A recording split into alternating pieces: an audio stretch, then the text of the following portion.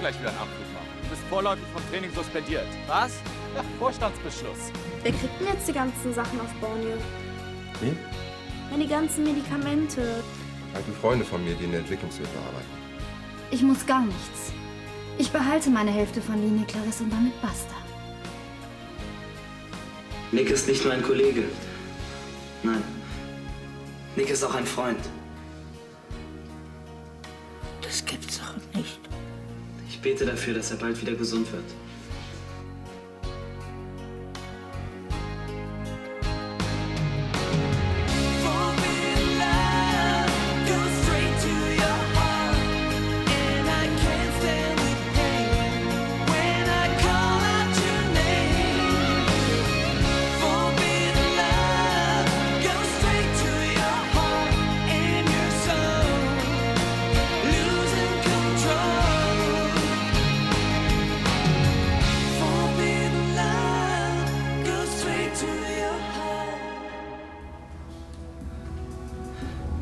Es war ein schrecklicher Unfall und Diese miese Ratte. Na warte, wenn ich den in die Finger kriege. auch wenn ich nichts dafür kann, ich würde alles tun, um ihn wieder ungeschehen zu machen. Schalte das sofort ab. Ich kann es noch gar nicht fassen, dass Nick jetzt hier so liegt. Am liebsten würde ich zu diesem Dennis fahren und Nicht unglücklich. Was ich nicht verstehe, ist, wie konnte er so einfach in Nicks Zimmer kommen? Wahrscheinlich hat er mit der Stationsschwester geschlafen. Ach, Uli. Ja, selbst dann kann er nicht so einfach mit dem Reporter und dem Kamerateam in Nicks Zimmer reinspazieren. Siehst du doch, dass er's kann. Wer soll ihn denn daran hindern? Das sind doch eh alles Pfeifen und Blindgänger. Also ich finde, wir sollten doch zu Dennis fahren. Ach, jetzt fängst du auch noch damit an. Keine Angst, Mutter, wir bleiben hier. Und was wird aus Dennis? Wird schon noch sein blaues Wunder erleben. Mann, das ist doch sonnenklar. Nils hat die Medikamente geklaut. Woher willst du das wissen? Warst du dabei? Nein, aber ich kann 1 und 1 zusammenzählen. Ich auch. Und bei mir kommt unterm Strich dabei heraus, dass es irgendwelche Junkies waren. Mhm. So ein Zufall. Die machen einen Bruch und wenig später tauchen hier kistenweise schmerzstillende Mittel auf. Ja, das kann wirklich ein Zufall sein. Ach, genau wie die Tatsache, dass Nils noch mal weg musste, kurz bevor der Bruch passierte. Ja, okay, es ist schon ein bisschen komisch. Aber selbst wenn er die Medikamente geklaut hat, ist es immerhin für einen guten Zweck. Ja. Solange er sie nicht in der Szene vertickt. Quatsch, Nils dealt doch nicht mit Pillen. Also das rauszufinden, würde ich lieber der Polizei überlassen. Ich kann ihn doch nicht bei den Bullen verpfeifen. Du willst ihn schützen? Ich will erst mal sehen, was Sache ist und dann sehe ich weiter. Also ich verstehe echt nicht, warum du dich für einen Kerl einsetzt, den du gar nicht kennst. Mir gefällt halt seine Art. Er hat sowas Robin Hood-mäßiges. Ach, dir ist echt nicht zu helfen. Naja, ich muss los. Pass bitte auf dich auf. Das mache ich doch glatt. Tschüss. Tschüss. Können wir ihn nicht verklagen? Weil er ohne unsere Erlaubnis in Nicks Zimmer spaziert ist? Keine Ahnung. Ja, das Krankenhaus ist ein öffentliches Gebäude. Ich glaube nicht. Ich kann ja mal Mamas Anwalt fragen. Dann interview ihn auch gleich mal, ob die Nick einfach so filmen dürfen. Ja, das werden sie schon dürfen. Schließlich ist Nick ja ein bekannter Fußballer. Trotzdem, die hätten fragen müssen. Sie haben einfach seine Hilflosigkeit ausgenutzt. Wir müssen den Sender verklagen. Die reden sich doch am Ende bloß raus. Ja, und wenn wir den Verein verklagen? Das geht auch nicht. Wenn Nick wieder gesund ist, will er doch dort wieder spielen. Ich kann mir auch nicht vorstellen, dass die Dennis dahin geschickt haben. Ja, aber irgendwas müssen wir doch tun. Das ist es. Wir müssen den Vereinsoberen klar machen, dass Dennis unseren Nick und den Verein für seine eigene Publicity missbraucht hat. Ja, und dann? Ja, dann fliegt er raus aus dem Verein. Ach, hi Christoph. Hallo Kathi. Stör ich?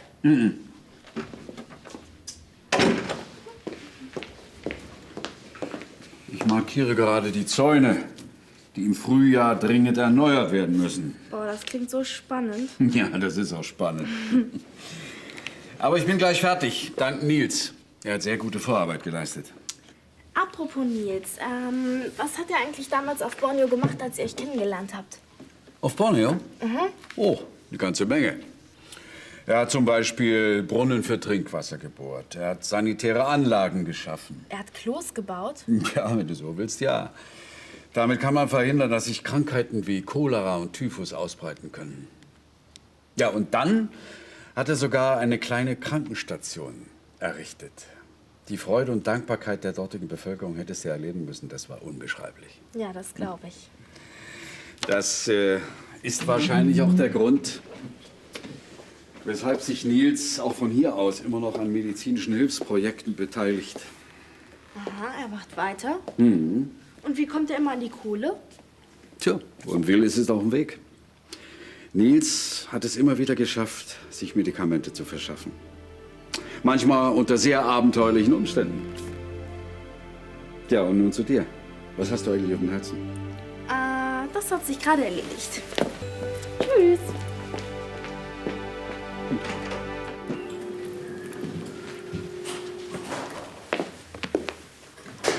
Hallo Tanja.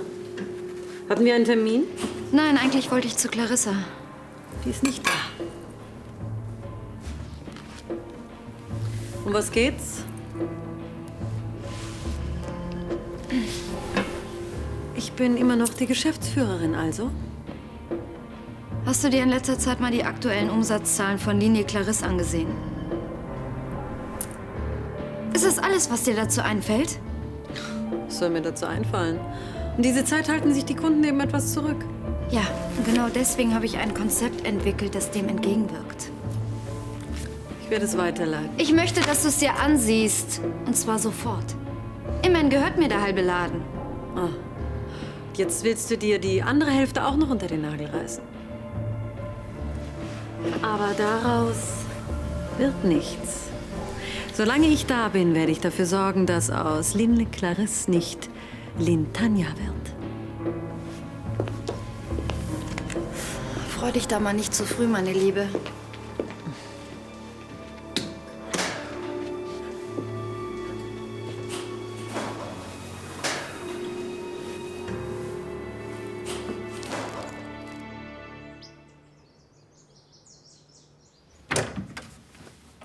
Hier bist du. Ich habe dich schon überall gesucht. Wieso, ist was passiert? Nein, ich wollte dich nur fragen, ob du heute wirklich nach Rotterdam fährst. Klar, hab ich doch gesagt. Naja, es hätte ja sein können, dass dir die ganze Sache zu heiß geworden ist. Du, wir sind hier in Mitteleuropa, nicht in der Wüste. Tja, das ist allerdings auch wieder wahr. Sag mal, nur Landstraßen? Wieso fährst du nicht über die Autobahn? So viel Betrieb. Verstehe. Und wie machst du das beim Zoll? Ich kenne da jemanden in Rotterdam, der das für mich erledigt. Du hast ja wirklich an alles gedacht. Organisation ist mein zweiter Vorname. Wahnsinn. Also ich könnte es ja nicht, vor allem konnte ich dabei nicht so cool bleiben. Alles reine Routine. Du brauchst also niemanden, der dir ein bisschen zur Hand geht? Jetzt sag bloß, du willst mir helfen. Warum denn nicht? Das ist doch für eine gute Sache. Außerdem stehe ich auf diesen besonderen Kick. Kathi, ich glaube, du verwechselst da eine stinknormale Transporterfahrt mit irgendeinem romantischen Abenteuertrip. Quatsch. Außerdem könnte ich dich beim Fahren ablösen. Kein schlechter Gedanke. Du bist also einverstanden? Ja, aber nur, wenn Barbara auch einverstanden ist. Also frag sie bitte. Toll, ich bin doch kein kleines Kind mehr. Ja, trotzdem möchte ich mir nachher nicht anhören müssen, was mir einfällt, dass ihre Tochter meinetwegen blau mache, etc., etc., etc. Ja, gut. Ich frag sie. Okay, bis nachher. Tschüss. Tschüss.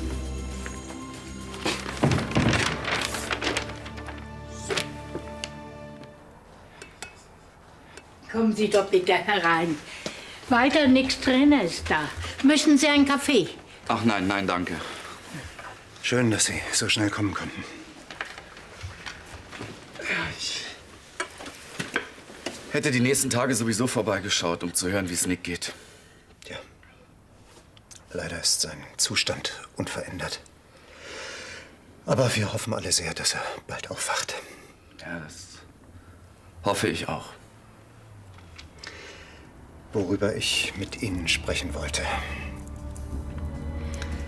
Haben Sie den Auftritt von Dennis am Krankenbett meines Sohnes mitbekommen? Ja, hab ich. Sie werden verstehen, dass wir uns das nicht bieten lassen können. Herr Prozeski, Dennis ist bestimmt kein Ich Musterknabe. verlange, dass der Verein Konsequenzen aus dem Auftritt im Krankenhaus zieht. Trotzdem ist er ein guter Fußballer. Nick ist besser. Ja, aber leider ist er zurzeit nicht verfügbar, nicht? Soll das heißen, dass Dennis weiterspielen darf? Der Verein wird Dennis mit keiner Strafe belegen.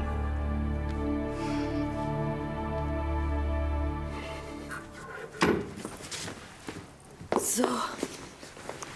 Also, wenn das ist, meine Süße, in der Galerie. Und du willst wirklich keinen? Nö, danke dir. Aber Kaffee bringt den Kreislauf in Schwung. Du siehst mir ganz danach aus, als ob du das gebrauchen könntest. Du bist ganz blass um die Nase. Blass ist très chic. Ach, Charlie, jetzt versuch doch Tanjas Besuch mal positiv zu sehen. Wie könnte ich das? Das könnte ich nur, wenn sie im Fahrstuhl stecken geblieben wäre. Du nimmst das alles viel zu persönlich. Tanja hat viel Geld in die Firma investiert. Da ist es doch ganz normal, dass sie Alarm schlägt, wenn die Umsätze zurückgehen. Clarissa, sie sucht nur nach einer Möglichkeit, sich die ganze Firma unter den Nagel zu reißen. Das bildest du dir ein. Tanja will mir helfen. Genauso wie du. Mit dem winzigen Unterschied, dass ich dich nicht habe entführen lassen. Jetzt fang doch nicht wieder damit an. Doch, Clarissa, das ist augenscheinlich. Sie ist die Einzige, die von deiner Entführung profitiert hat. Tanja ist eben eine gute Geschäftsfrau. Wenn du mir nicht glaubst, frag doch Arno. Oh, verzeih. Tut's noch sehr weh? Ja, ich möchte nicht unbedingt mit ihm zusammentreffen. Und was Tanja angeht, weißt du, es würde mich schon auch mal interessieren, wie es zu dem Umsatzrückgang kommen konnte. Meinst du vielleicht, ich bin keine gute Geschäftsfrau? Ach, Unsinn. Ich halte dich für sehr kompetent. Und ich vertraue dir voll und ganz. Wenn du willst, werde ich das auch Tanja sagen.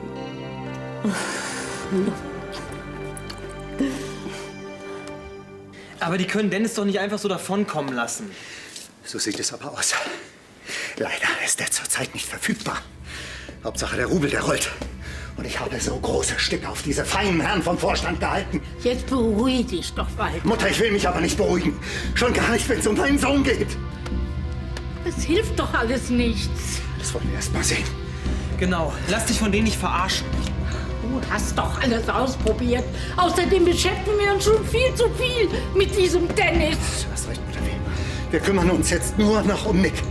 Soll diese Ratte ungeschoren davonkommen? Keine Angst, den knüpfe ich mir vor. Und dann Gnade ihm.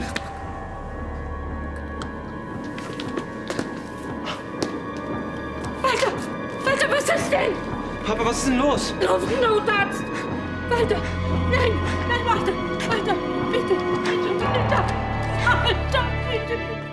Sag mal, spinnst du? Du kannst doch nicht mit diesem Typen nach Rotterdam fahren. Warum denn nicht? Also, Kathi, manchmal bist du echt sowas von naiv. Was, wenn er zu einem internationalen Medikamentenschmuggelring gehört? Also komm, seit wann bauen denn Schmuggler Klos im Dschungel oder sogar Krankenhäuser? Also gut. Mal angenommen, dass der Typ diese Medikamente tatsächlich für einen guten Zweck geklaut hat. Tatsache bleibt, dass er ein Dieb ist. Und sobald du neben ihm im Wagen sitzt, bist du mit dran. Nils hat aber alles gut vorbereitet. Ein unauffälliger Kleintransport auf einer unauffälligen Landstraße, ein unauffälliges Pärchen. Wie Bonnie und Clyde für Arme. Ach, danke. Du machst dir echt ins Hemd hier. Ach, hier seid ihr ja. Störe ich? Nein, wir wollten gerade los zur Schule. Ich möchte euch gar nicht länger aufhalten. Ich habe zwar heute länger in der Firma zu tun, aber wie wär's, wenn wir beide uns heute nach der Schule in der Stadt treffen? Nee, das ist total blöd, weil ich bin schon mit Jackie verabredet. Wir schreiben nämlich eine Mathe-Klausur und wollten dafür noch lernen. Genau, und das direkt nach der Schule. Und weil wir auch nicht wissen, wie lange es dauern wird, ja, schlafe ich dann sehr wahrscheinlich auch da. Ja, schade. Schule geht nun mal vor. Ja, also dann gut, ihr beiden. Tschüss. Tschüss.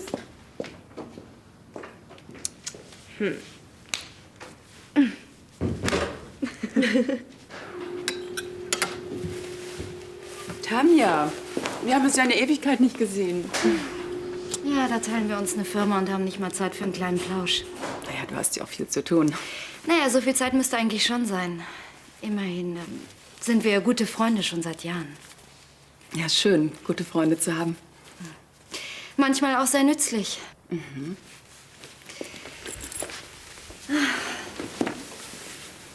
Clarissa, ich habe lange überlegt, ob ich es überhaupt ansprechen soll. Aber ich denke, gerade weil ich eine gute Freundin bin, kann ich es dir sagen, ohne dass du mich missverstehst. Es geht um Charlies Geschäftsführung. Was ist damit? Die Bilanzen sehen sehr schlecht aus. Und das nicht erst seit gestern. Das kann ich mir gar nicht vorstellen. Charlie ist doch sehr kompetent. Naja, Kompetenz allein reicht manchmal nicht. Aber sie ist doch eine gute Geschäftsfrau. In ihrer Galerie vielleicht, ja. Aber sieh dir die Bücher an, die Unterlagen sprechen Bände. Weißt du, kleine Umsatzflauten gibt es immer mal. Clarissa. Ich spreche nicht von Umsatzflauten. Ich spreche von einer totalen Misswirtschaft im gesamten Unternehmen. Und ich habe Beweise. Welche Beweise? Komm doch einfach mit runter zum Auto und dann zeige ich's dir.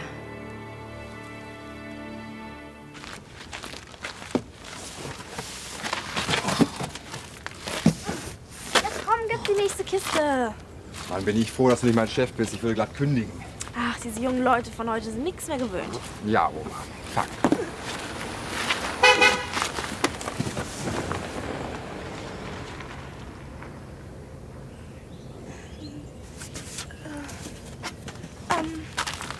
Ich bin gestolpert.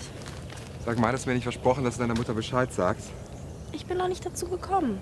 Und wann gedenkst du es ihr zu sagen, wenn wir wieder zu Hause sind? Das ist gar keine so schlechte Idee. Schließlich bin ich 18 und ich kann machen, was ich will. Kathi, du weißt genau, dass es nicht darum geht. Du hast deiner Mutter bestimmt auch nicht immer gesagt, wohin du gehst. Stimmt.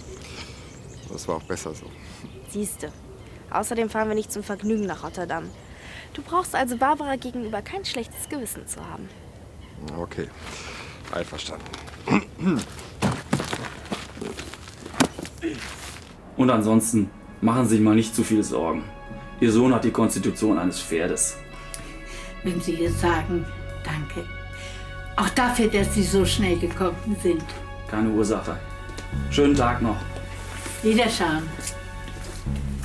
Gottes Willen, was ist passiert? Ja, Vater geht's nicht sehr gut. Ach, keine Angst. So schlimm ist es wieder auch nicht. Aber er hat da einen Herzanfall. Was? Aber Papa ist gesund. Wie konnte das passieren? Nicks Trainer war hier und hat gesagt, dass der Verein wegen Dennis nichts unternehmen will. Und das war zu viel für ihn. Ja, du weißt doch, wie schnell er auf 180 ist. Zuerst haben wir gedacht, er hätte einen Herzinfarkt. Dafür haben wir ja auch sofort den Notarzt gerufen. Ja, das war vollkommen richtig. Wo ist er denn jetzt? Er liegt im Bett. Ich habe ihn in dein Zimmer gelegt. Der Arzt hat gesagt, er braucht dringend Ruhe. Ja, vermutlich hat er ihm auch eine Beruhigungsspritze gegeben. Und außerdem hat er ihm gesagt, dass er sich schonen muss. Sonst kriegt er doch noch ein Herzkasper. Das heißt also, keine weitere Aufregung. Sag mal, wenn die Aktion hier reibungslos über die Bühne läuft, machst du das dann nochmal? Klar. Glaubst du, die paar Medikamente reichen aus? Na, siehst du. Kann ich dann wieder mitmachen? Na sicher, du gehörst jetzt dazu. Cool. Aber immer nur daneben sitzen finde ich eigentlich ein bisschen doof. Ich könnte dich doch beim Fahren ablösen. Naja. Ach, warum eigentlich nicht? Super.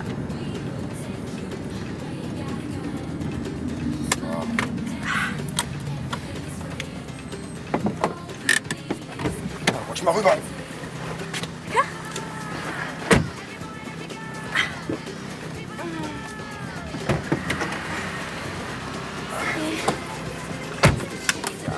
Kommst du mit dem Wagen klar?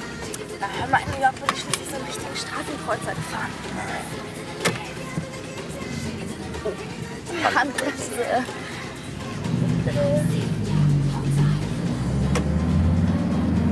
Na bitte, es geht doch.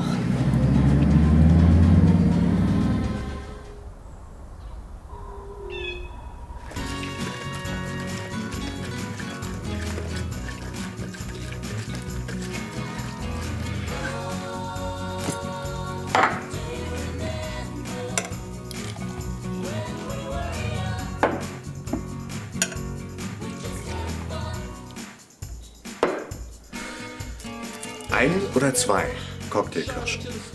Du weißt doch, ich nehme immer so viel ich kriegen kann.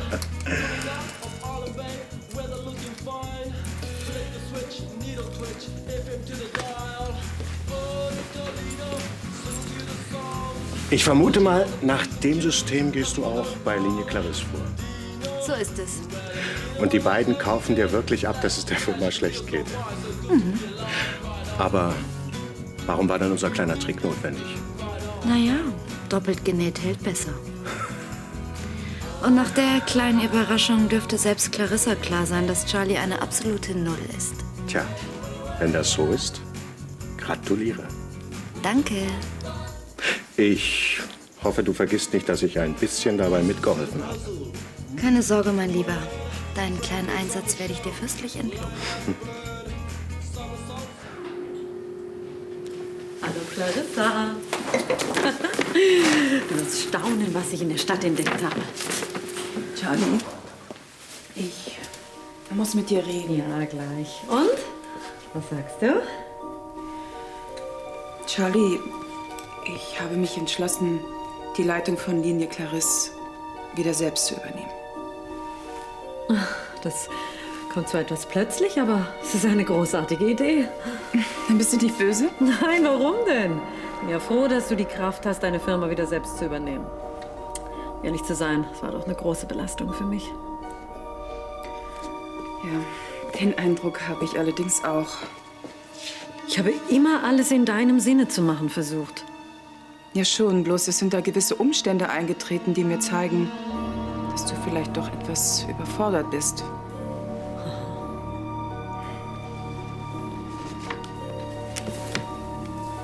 Was ist das? Das ist aus der neuen Kollektion, die unter deiner Leitung entstanden ist.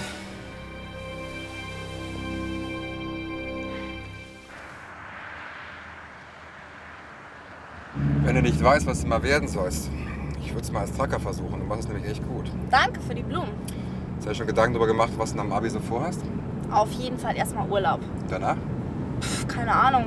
Vielleicht werde ich so wie du. Besser nicht. Warum nicht? Ich finde es ziemlich cool, was du hier abziehst. Ach du Scheiße. Was denn? Die Bullen! Ja, sicher nur eine Verkehrskontrolle. Keine Panik, ist rein Routine. Du mal willst nicht mehr langsam vom Gas gehen? Pass auf, der ist zu schnell! Oder bist du bekloppt? Du kannst doch nicht durchrasen! Hinterher! Mit dir uns doch noch vor der Grenze schnappen, oder was? Du sollst jetzt bremsen! Bist du verrückt geworden? Halt sofort an! Aber die Medikamente! Scheiß drauf! Du bringst uns in den Knast!